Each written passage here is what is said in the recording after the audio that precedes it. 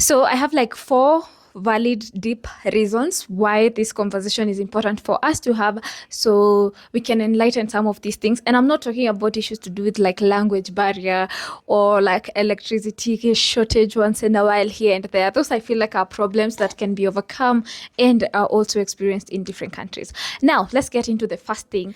Hi guys, welcome back to my channel. For those who are new, my name is Queen Desta, and today I am in Addis Ababa, Ethiopia, and the more I have been exploring, like walking around and seeing the new changes in this beautiful country, the more I keep thinking about why this would not have been the perfect time to move into Ethiopia, especially for me. So in this video, I'm going to be reflecting on some of my thoughts when it comes to why you should not consider moving to Ethiopia, with like lots of honesty, with like nothing filtered out. So if you're considering to move into Ethiopia, I hope this video is going to help you. It's going to break down a few things, and this is coming from someone that moved into Ethiopia and stayed here for more than 2 years.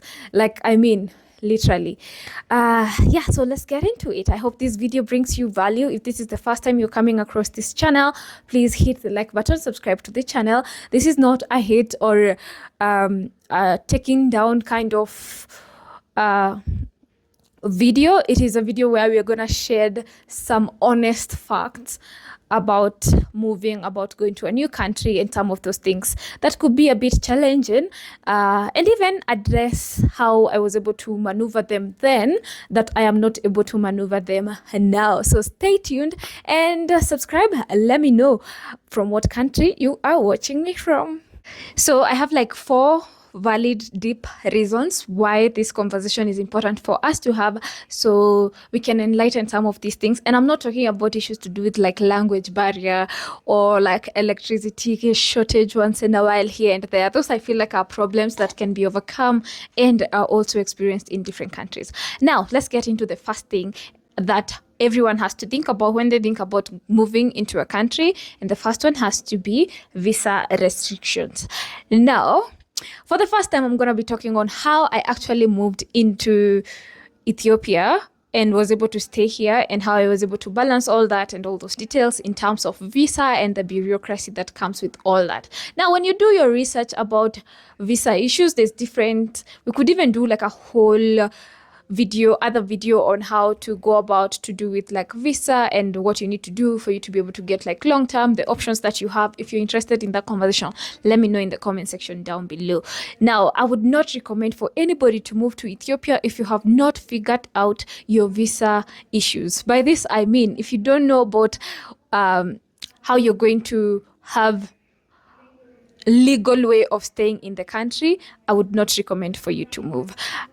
So I have also met some people that were here through visitors visa, and then they kind of get a job or thinking about starting a business, and if you've not figured and if you're caught up in that mess, you get deported, which is crazy. I've even seen people that are deported even at their point of wanting, like they've volunteered, now it's their time to leave the country, and as they are leaving, they get known that they overstayed their stay and stuff like this.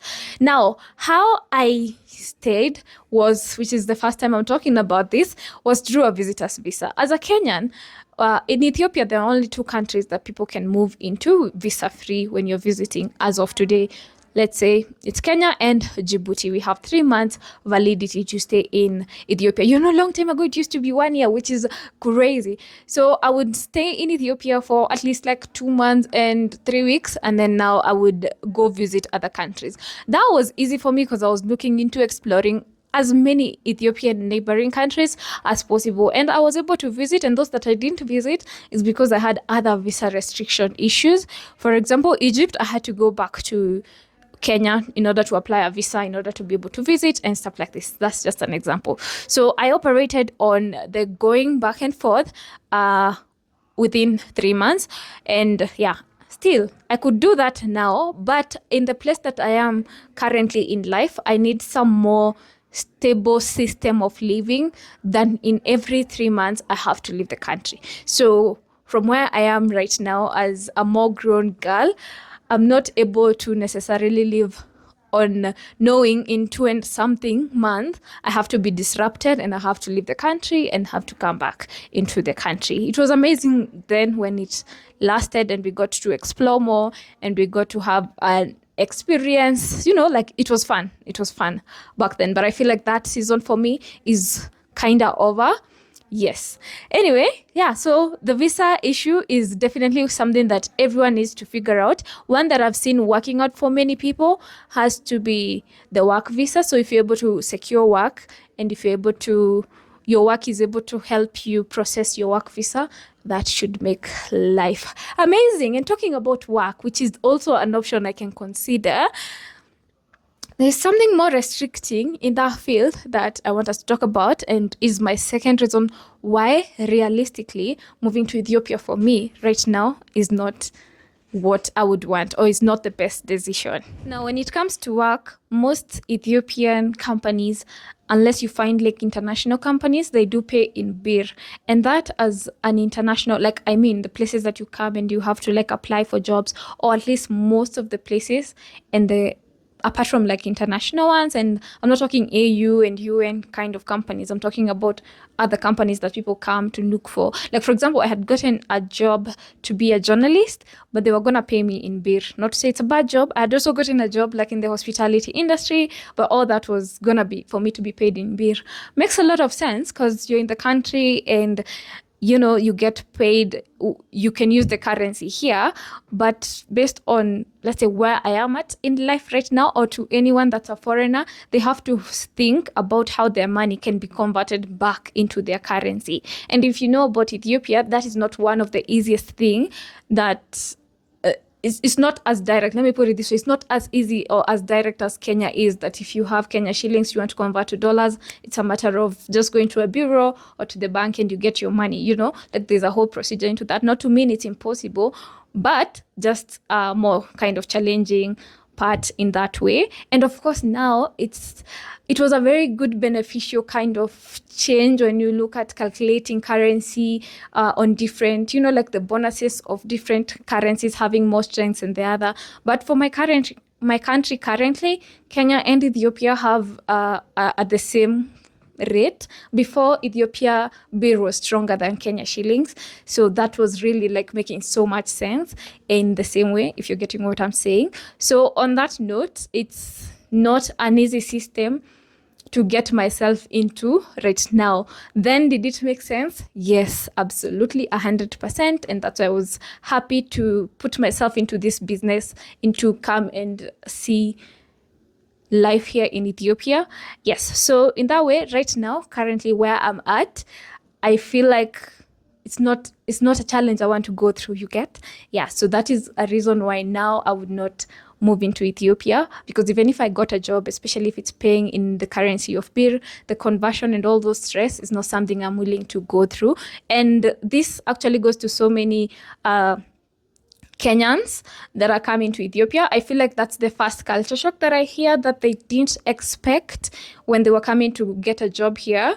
Yes, but there are ways. People figure out ways and all that. But yeah, if you know, then you're in a better spot. Another reason why, realistically speaking, now is not the right time for me to move to Ethiopia. So this one has to be the cost of living. If I'm asked as Queen Desta, the cost of living in Ethiopia has actually gone high. I don't know if this is because earlier on, there were hacks here and there, but I feel like the cost of living has actually gone up because people are telling me it is because of the balancing of the dollar versus the Ethiopian currency. Others are telling me because of the changes that have taken place in Addis Ababa. As you can see, like there's so much change, development, modernization, and all those. But the cost of living, according to me, has really gone high. I don't remember a time I was so comfortable even like going to restaurants and feeling I can afford something or restaurants, and now I'm beginning to feel like, that's actually high. Like, are we now going back to Nairobi? Like, some of these prices have actually gone up. Can I give you an example? Yesterday I went to this place and they were selling a glass of juice at $5. I was like, what? Where am I at?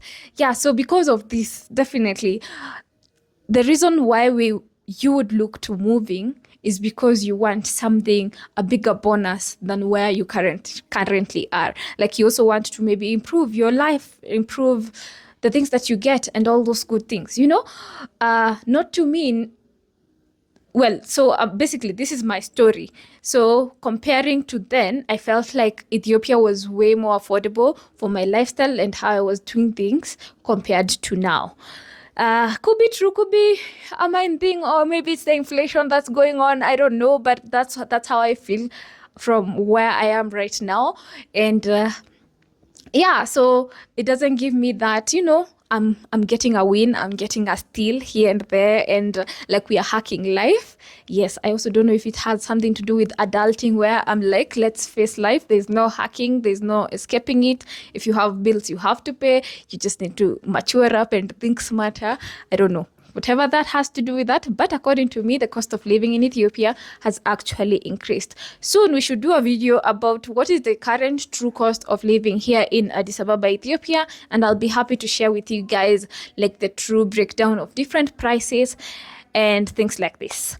Anyway, talking about the more I see how Addis looks and the transformation it has gotten and everything, and how I have been enjoying taking walks outside, especially at night, and just how I feel like I'm getting away in this beautiful city, I low-key wish that I was actually able to move again back into Ethiopia. But onto the main reason. Another main reason. Basically, all the points that I shared are very, very true reason. Another main reason has to be, I really still want to continue exploring the world. So it goes beyond just Ethiopia. But also apart from that, I'm no longer that single free girl that was just moving from one place to another. Now I have a family. I have to think, how does this affect my family? How does it affect, how does this decision affect how we meet, how we do our investments, how we do all these things. And one challenge that I found I cannot solve by staying in Ethiopia is I can't get into things to do with investment. And one of ways that I find is major, it comes with the adulting, is you have to think about tomorrow, you have to think about investment and things like this.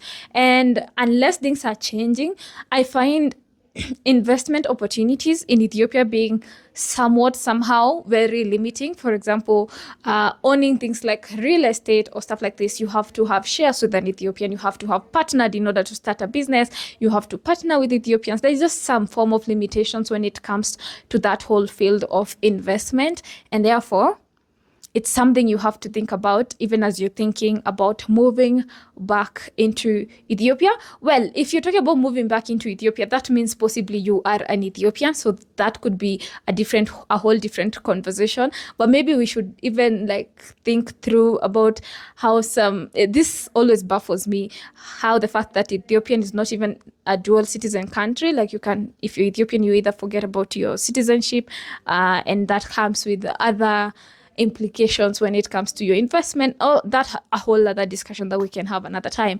Now that I'm not Ethiopian, I can't necessarily address that unless we get an Ethiopian to share on their experiences and more insights on that line. But I mean, as a foreigner, those are some of the things that I had to think through, and even you, as you're thinking through, before you make the big move or before you decide on what is the best country for you to move into. But hands down, I am so grateful that I was able to move to Ethiopia in the time that I did. I got to have a second home, basically. Ethiopia will still continue to be my second home. The only thing that might not happen is me moving into Ethiopia again. By moving, I mean get a house, furnish, have a whole life going on here, like going and coming back. I know I'm going to Ethiopia and stuff like this. You get what I mean? So yeah, let's celebrate that actually got to happen. But these are my reality checkpoints on why moving in Ethiopia could be not necessarily the best idea. So I hope you guys got some insights from this video. I hope you guys took a few tips, tricks here and there, especially for the people that are looking to move into Ethiopia. I still love my Ethiopian brothers and sisters.